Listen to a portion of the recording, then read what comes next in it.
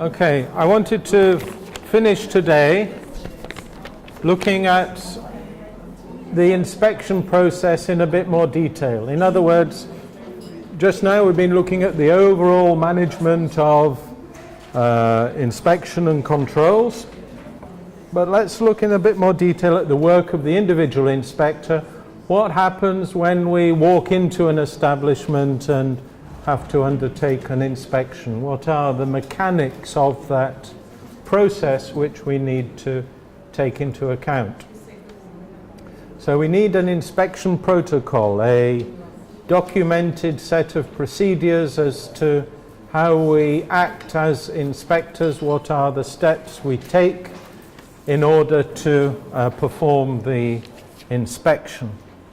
So we have to prepare for the inspection, notify the establishment if in fact that is a requirement for that kind of establishment, that kind of inspection. We need to know what's happened before. We need to check our records and see whether there were any histories or problems of non-compliance or particular areas where we want to follow up, and prepare our equipment and uniform and all our documents and things like that. Then at the establishment it is customary to have an opening meeting. The business operator should be aware of the purposes of the inspection. Why are you there? You then conduct your inspection walking through the establishment. There are different ways to do this. It's sometimes a personal preference. Some inspectors prefer to walk in the direction of flow, starting with reception of raw material and following the product through the various stages to the final product. Another way of doing it is start at the end and work towards the beginning. There are contamination issues there which you have to take into account.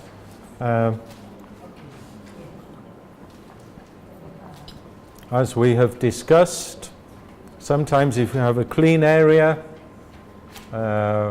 cooked products area, you can't enter that if you have been previously in a dirty area, so you have to be aware that either you change your uniform or you conduct the inspection in a way so that you always move from the cleanest parts of the production to the dirty parts. They are, you have to respect those kind of procedures.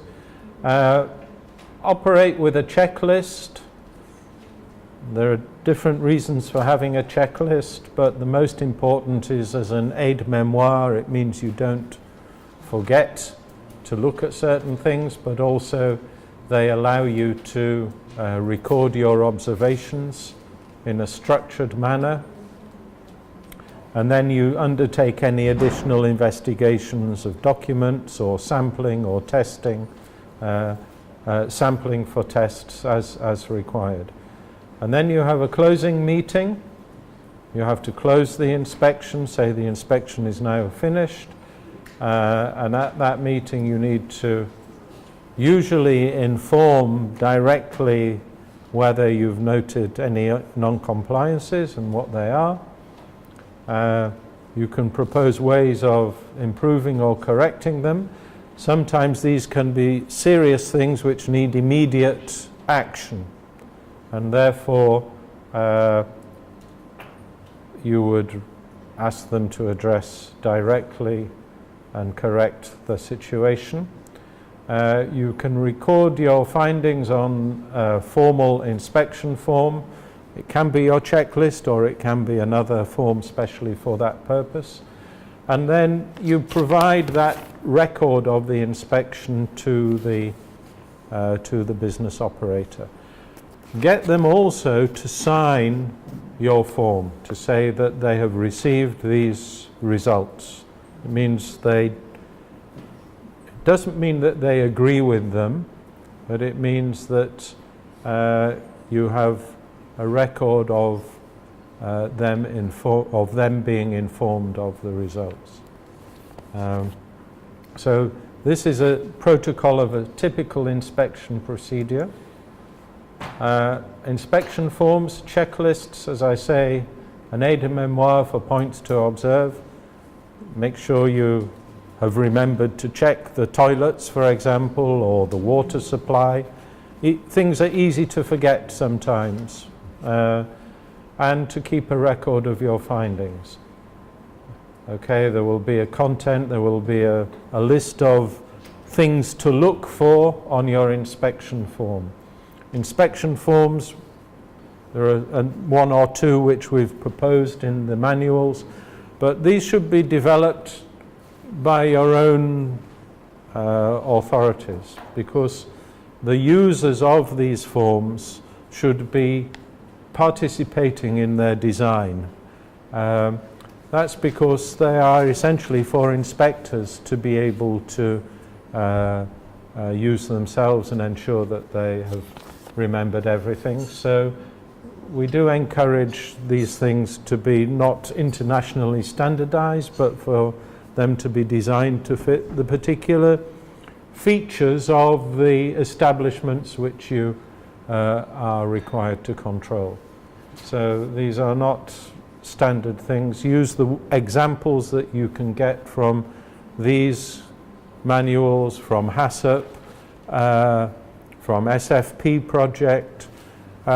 Use them as guidelines, use them as a starting point, but refine them and develop them accordingly.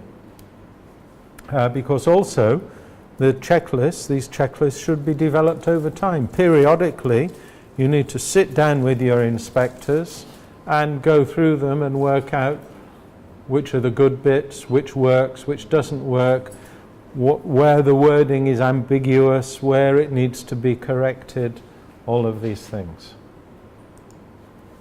So you consider some of the structural aspects, the SOPs, you consider the process control issues, whether these things are properly undertaken, and you adapt this to suit the particular process and establishments which you're inspecting. We also need to ensure that we include the HACCP inspection where this is a requirement. So we have a checklist also for HACCP inspection, where you need to check at each stage of the HACCP process that it has been conducted to a satisfactory standard. So, like I was saying, it's not enough just to know about HACCP, but you have to know HACCP sufficiently well to be able to make a judgment whether all reasonable hazards have been considered at each step. Have they omitted any important hazards? It's important to know this. Has there been a proper assessment of the identification of hazards which should be considered within the HACCP plan? You know, so that we don't have every single hazard listed in our HACCP plan, and so on. That critical points are correctly identified. That critical limits have been established which are valid, taking into account the nature of the hazard. Ask whether the monitoring procedures at each critical point are properly designed. Have they been specified in sufficient detail as to the frequency and method of gathering that data and who is responsible for doing so? Checking whether that information is recorded systematically. Then also, are the corrective measures established for each critical parameter? Are they effective measures in that they will avoid the hazard being present in the final product? Has the verification of the plan been undertaken, and has that been undertaken correctly? Are there proper forms in place, and so on? And the documentation of the plan is properly defined in terms of the data from monitoring procedures, information on corrective actions taken, so you can see that the plan is being implemented, that when there are critical limits exceeded, that the appropriate steps are taken. So these are all things that you can check, and I think we've included a HACCP plan checklist in the manuals, which reflects these various things. Also looking at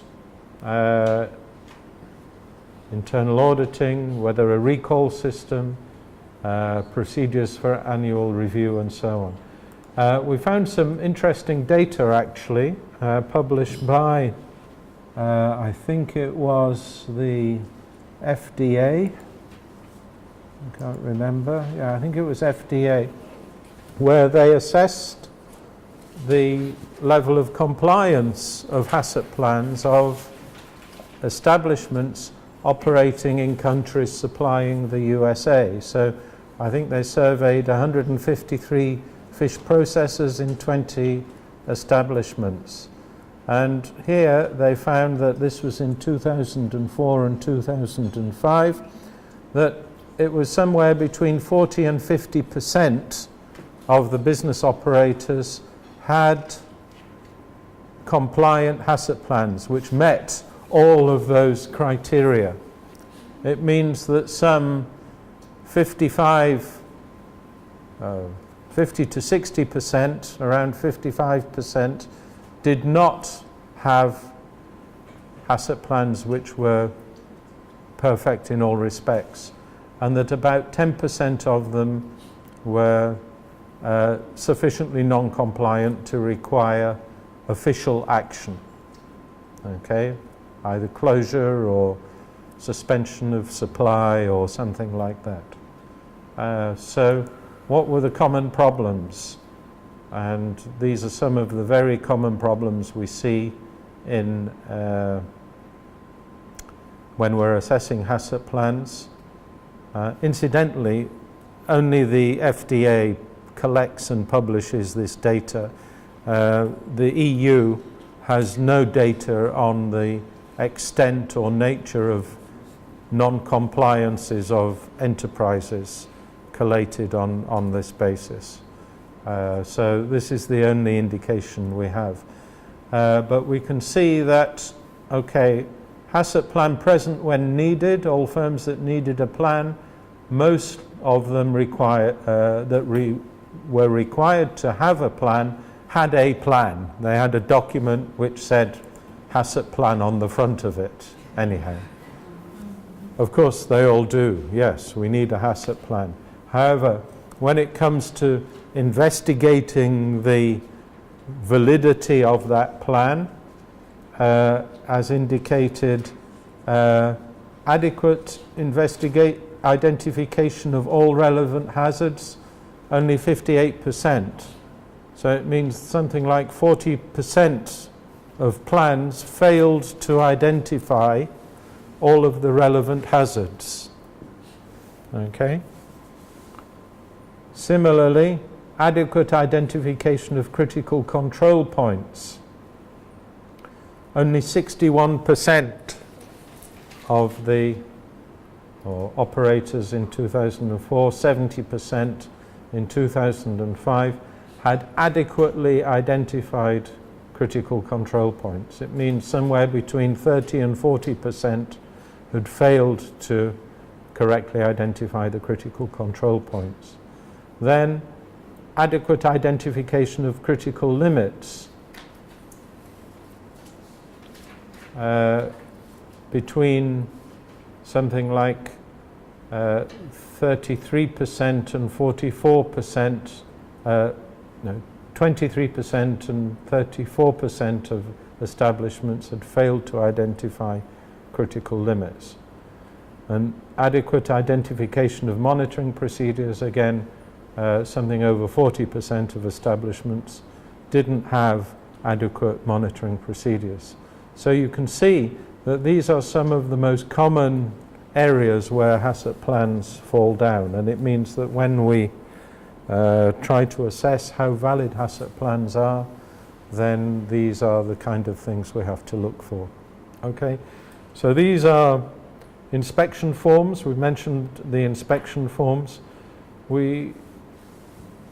Over the years, I've come to prefer the use of inspection forms which have these kind of characteristics, where you define the defects, you define the bad things. So we're looking for the bad things. We're not looking for good things. We're looking for negatives. So water supply inadequate, water not treated with chlorine or UV, water tanks inadequate capacity, cisterns not provided with inspection hatch. This example is for water supply. Area surrounding the cistern is dirty. So these are all negative things. These are bad things that we don't want to see. And that's what you get points for. You get scores for the negative aspects. And then you can allocate a score according to the seriousness of this negative criterion. And we allocate 1 for the least serious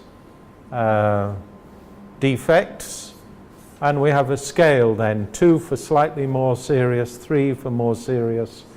I think generally I've tended to use up to 5. So 5 would be quite serious, but then we also give another category of defect score which would be a critical defect, which you can define as a defect which would give rise to extremely high risk of a hazard being present in the final product. In other words, it indicates that there is a need to take some direct action. So this model for checklists is one which personally I have come to prefer to use over several years of experience. It's not the only way of doing it by any means. There are other perfectly adequate ways of designing checklists with positive criteria, with yes or no recording whether something is present or not. They're all fine. It's just that I've found this one to be more effective and more amenable to a quantitative analysis subsequently. Okay? But you design your checklists according to the convention, according to the preferences of your inspection team, and according to what you have found works in your situation. Then for recording the results, even if you don't have direct data entry from a tablet or an iPad or something like that, you should try to record the findings and transfer the findings from your inspection form into a database. Because once we have this in place, then we have the capacity to manipulate the data for getting information out of it to help our decision making. And of course, many aspects of the database don't change between one inspection and the next. You know, in terms of the data characterizing the establishment, characterizing the process, all of these things may be constant between different inspections, and you need to identify which they are, so you're not always re-inputting that data. But certain things, certain observations, temperatures, HACCP, records, dress of personnel, all of those things hygiene conditions can vary from one visit to the next. Then importantly, we have to define our non-compliances. You see, the whole thing about inspection is what do you do when you spot a non-compliance? That is the crux of the inspection activity. You have to have in place a non-compliance procedure. And those of you who have started or partially way through your ISO 17020 will have been required to think about writing down the non-compliance procedure. And you have to have a written procedure of what should happen when you identify a non-compliance. And as I've said, in cases where of these checklists which I use, we've defined some compliances as critical non-compliances, where they present a severe and or immediate risk to public health. Okay? For this to be in place, the establishment must be operating. If it's not operating, there cannot be a critical non-compliance because there is no immediate threat to health. But if it started operating and these were extant, then you would have to do something. And then you have non-critical non-compliances which are limited or minimal risk to public health. So your procedural aspects, the way they flow, will depend on how you classify the non-compliance. If it's critical, well, you need to take a different course of action to one which is non-critical, because this is serious and demands immediate correction. This one you can say, well, you know, we'll let it go till next time, or you send an informal letter or something like that. And this is where your professional judgment as inspectors becomes rather important in order to be able to decide whether a non-compliance is critical or not. So you have a procedure. You need a non-compliance summary record sheet because the non-compliances have to be clearly defined. This is not your inspection record. This is where you transfer the data from your inspection record onto a sheet, which is your list of non-compliances. And for every non-compliance, you need to have certain data collected with regard to that. When the establishment was notified, ideally it should have been after the inspection in the closing meeting, the deadline for correction, the date of follow-up, the finding of follow-up, any decisions made on sanctions, and the application of sanctions. So this defines the various steps which you go through in following up on non-compliances. And very, very often, and this happens also when you read the DG Santé reports, you find that competent authorities, inspection bodies are very, very good at identifying non-compliances. They've done all their inspections. They've spotted things that are wrong. They're there on the inspection forms, but they've not put in place a non-compliance procedure, or if they have, they haven't followed it. And therefore, and you can see this as an inspector from the European Commission very easily, because you look at two sequential inspection forms and you see that the same defects are popping up time and time again on the inspection forms. It means there is no non-compliance procedure which is being followed. So this is an area where a lot of failures occur in terms of the function of the competent authority. So you have a form, and essentially you can give every non-compliance for an establishment, for a given establishment, should have a non-compliance form. Everyone has a number, and you can follow on this form the record of the sequence of activities for each non-compliance. And ideally, on this form, you should be able to see that every single non-compliance was in fact closed, was corrected. That is the ideal. But at a glance you can see what is outstanding from previous inspections, what is current, what has been corrected. So having some kind of non-compliance follow-up record sheet is important. We need to think also about the sanctions. We mentioned that one of the jobs of inspectors is to decide on the approach to sanctions. What kind of corrective measure should we apply from a control point of view to ensure that the non-compliances are corrected? So these are some of the things we mentioned. Improvement notices, where you have to change premises, plant, equipment, personal hygiene processes, and so on. Prohibition notices, to prohibit certain acts or practices from taking place.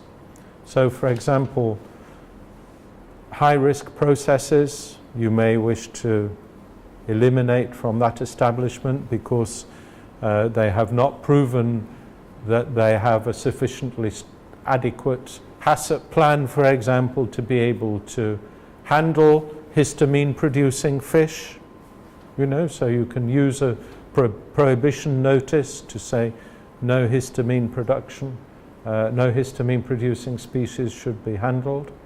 Emergency notices are where you need to take short-term action in case of imminent risk to health. So if you've got more criticals in your inspection form than you are prepared to tolerate, where there is an imminent risk of to health of consumers, you could issue an emergency notice, even to close down the establishment. Withdrawal order, in order to initiate a product recall or withdrawal. Seizure of food, to remove specific items from the supply chain where you have identified them as non-compliant. And finally, prosecution, where people may be subject to a criminal or an administrative penalty, which can go in some jurisdictions as far as prison.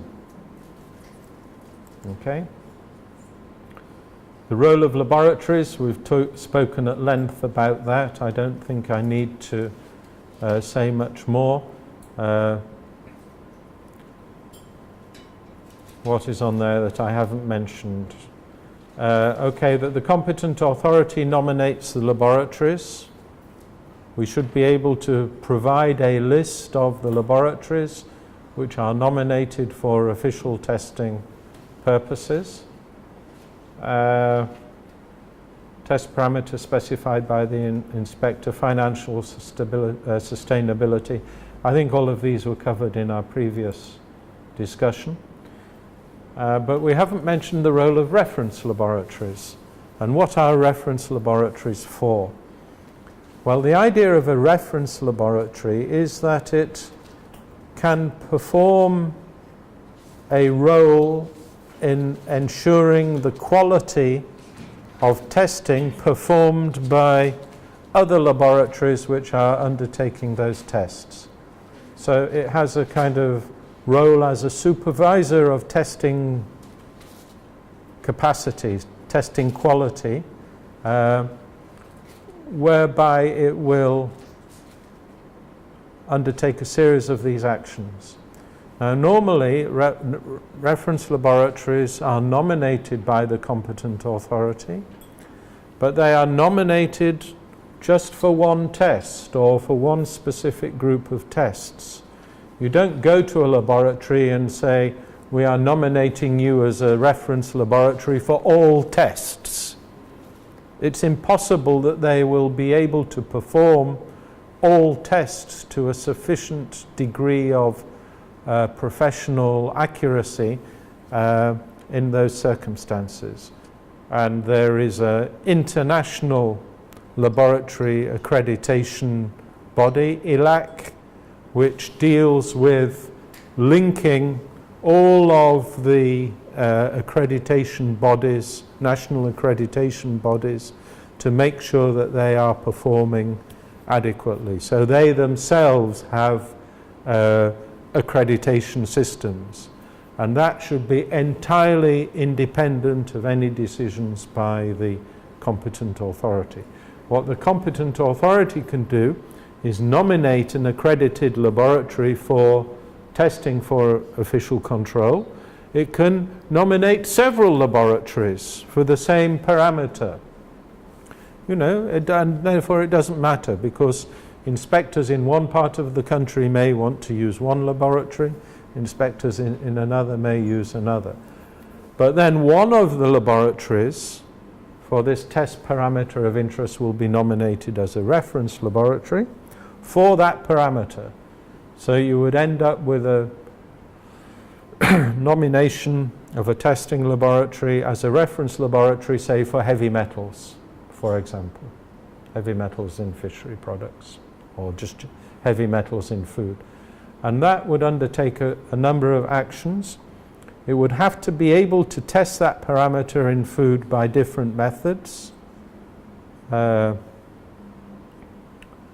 So, you know, using different testing technologies to be able to compare them. It would act to try and develop and validate new test methods or application of existing test methods to specific new matrices, so that, you know, you can adapt those methods to the particular products, which might be the ones which you're concerned with in your country. It would disseminate information about testing methods to those laboratories which were undertaking tests, so it would send them the methodologies, and it would help them to prepare and implement those methodologies. It would conduct training courses for the staff from other laboratories, so that the idea being that everybody performing these tests performs them to the same standards. It would prepare and disseminate reference standards, so in other words, reference samples that you can send round, and laboratories can use them for calibrating their own methodologies. And it would set up and coordinate and implement proficiency testing, where we send round a spiked sample, the same sample, to all laboratories performing that test, and they report their results back to us after testing, and then we share that information. And people can see statistically whether their performance is within the range of acceptability or whether they are outlying the range. Because if your laboratory gives a result up here and the other 10 laboratories in the proficiency scheme are all grouped down here, then there's something wrong with your testing. And it immediately shows up, and it means you have to revisit your method and find out what's gone wrong. So you only have one of these in the region, really, and because they are very expensive activities to perform. And there is no option, there is no way you can generate funds from private sector services from reference laboratory functions.